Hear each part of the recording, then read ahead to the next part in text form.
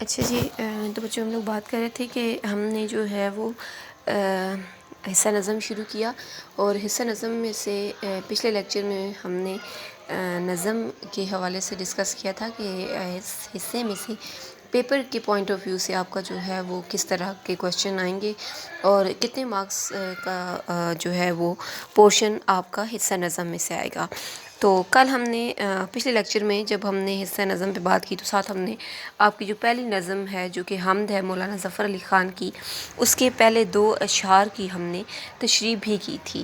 تو آج ہم اس کو آگے کنٹینیو کرتے ہیں اور اس کا جو تیسرا شعر ہے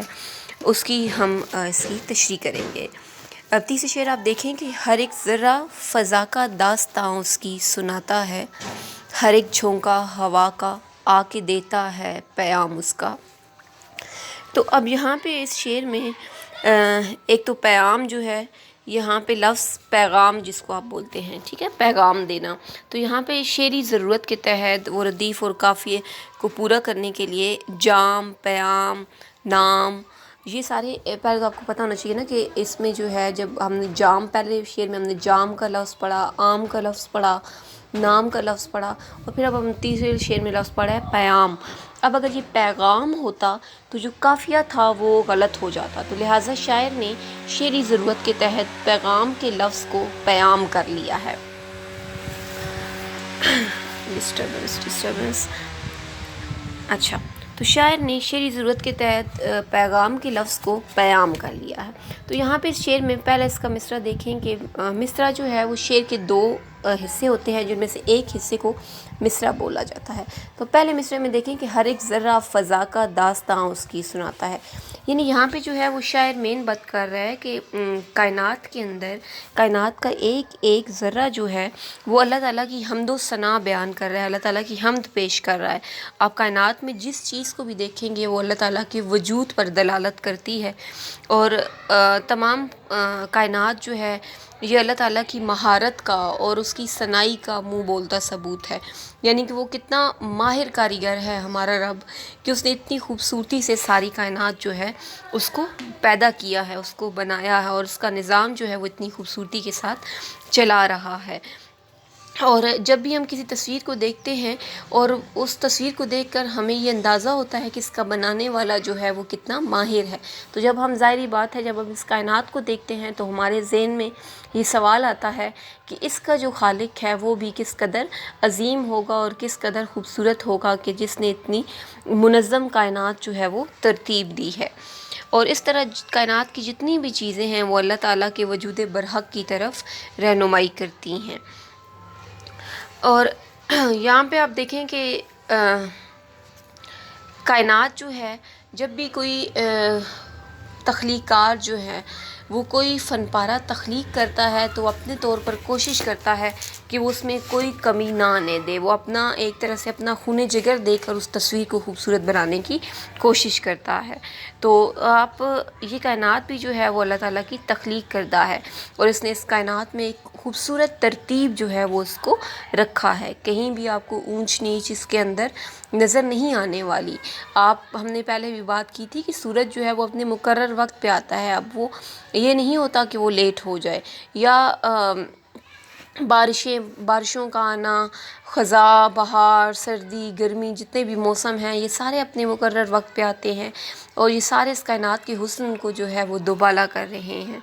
اور یہاں پہ شاعر کہتا ہے کہ، شعر میں کہتا ہے کہ چاند میں کہکشاں میں پھولوں میں اسی کی نشانیاں دیکھوں، کہ جتنی خوبصورتی ہے ساری اللہ تعالیٰ کی نشانیاں ہیں، سب کچھ جو ہے وہ اللہ تعالیٰ کے وجود کی دلالت ہے۔ اور جس طرح ایک کمرے میں بیٹھے ہوئی شخص تک جو ہے وہ روشنی اور اس کی روشنی کی کرنیں جو ہیں وہ چھن چھن کر آ رہی ہوتی ہیں، جو ہمیں یہ بتاتی ہیں کہ باہر جو ہے وہ سورج موجود ہے، اسی طرح خدا کی بنائی ہوئی جتنی بھی اشیاء ہیں، چاہے وہ حیوانات ہیں، چاہے وہ جمادات ہیں، نباتات ہیں، یہ سارے گواہی دیتے ہیں کہ اللہ تعالیٰ کی ذات جو ہے وہ برحق ہے، اور کائنات میں واحد عامل قوت ہے، یعنی ڈرائیونگ فورس جو ہے وہ اللہ تعالیٰ کی ذات ہے۔ تو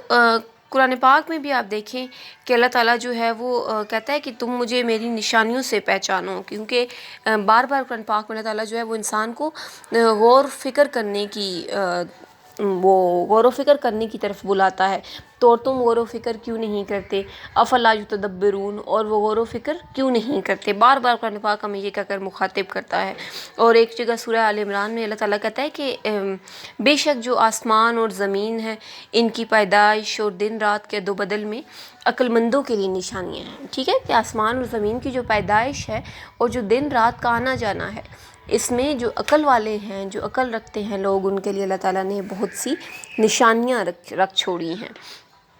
تو اس طرح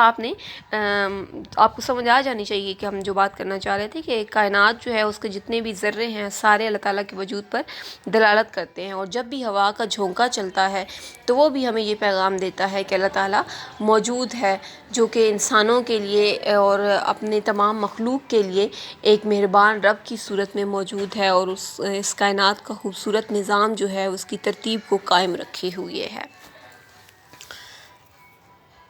جی چوتھا شعر دیکھیں۔ شاعر کہتا ہے کہ سراپا معصیت میں ہوں، سراپا مغفرت وہ ہے، سراپا معصیت میں ہوں، سراپا مغفرت وہ ہے، خطا کوشی روش میری، خطا پوشی ہے کام اس کا۔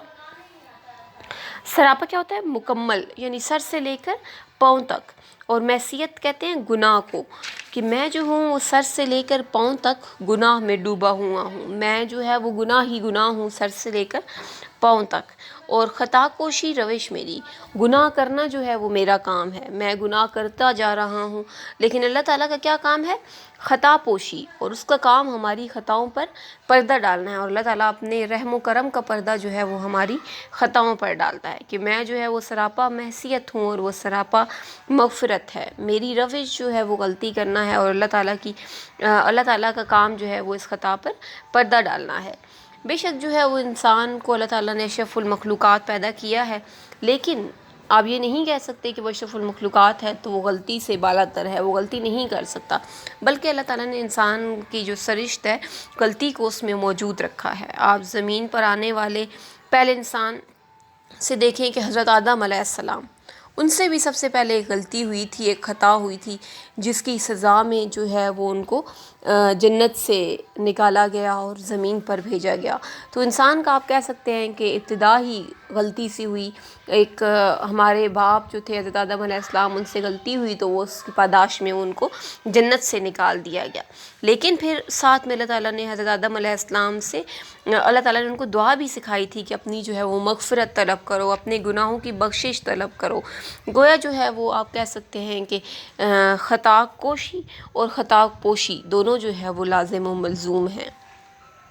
تو انسان میں معصیت کا ہونا اس بات کی دلیل ہے کہ اللہ تعالیٰ کی ذات میں جو ہے وہ مغفرت کی شان موجود ہے، تبھی تو وہ کہتا ہے کہ تم جو ہے وہ گناہ کرتے جاؤ اور کرتے جاؤ یہاں تک کہ تمہارے گناہ ایک پہاڑ کے برابر ہو جائیں، اور پھر اگر تم مجھ سے معافی مانگو تو میں تمہارے گناہوں کو معاف کر دوں گا۔ یعنی کہ اللہ تعالیٰ کو جو ہے وہ اس کی سب سے بڑی جو آپ صفت کہہ لیں کہ وہ